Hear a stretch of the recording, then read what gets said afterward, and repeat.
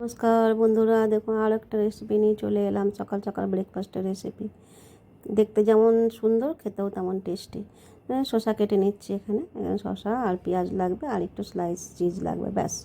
আর একটু tomato sauce বা সেজওয়ানি sauce, যেটা থাকবে ঘরে সেটাই দিয়ে দেবেন। খেতে কিন্তু খুব টেস্টি হয়। দেখুন আমি স্লাইস করে করে সবগুলো কেটে নিলাম। এবার ব্রেড নেব।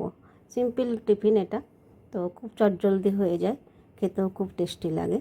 তো এখানে আমি ব্রেডের মধ্যে সস দিয়ে দিলাম, দিয়ে তার মধ্যে তখন চিজকে দিচ্ছি, স্লাইস চিজ দিয়ে দেবো। তারপরে শসা পেঁয়াজ দিয়ে তারপরে ওটাকে আরেকটা ব্রেডের মধ্যে সেজওয়ান সস লাগিয়ে ব্যাস দিয়ে তারপরে গ্যাসে একটু তেল বা একটু বাটার দিয়ে সেঁকে নিলেই হয়ে যাবে সকালের টিফিন রেডি।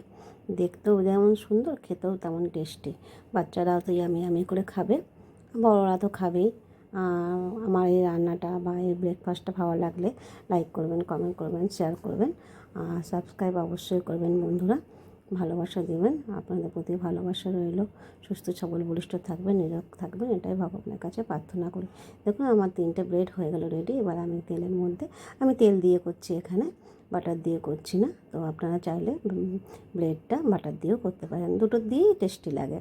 এবার আস্তে আস্তে সবগুলো এরকম করে সেঁকে নেব ব্রেড মেকার দিয়ে। আপনারা চাইলে ফ্রাই প্যান বা তাওয়াতেও করতে পারেন, এটা দিয়ে করতে হবে এমন কোনো কথা নেই।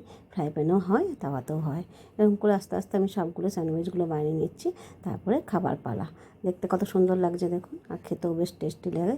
আস্তে আস্তে করে কেটে দিলাম, কেটে দিয়ে এবার সাজিয়ে কবাব মুখে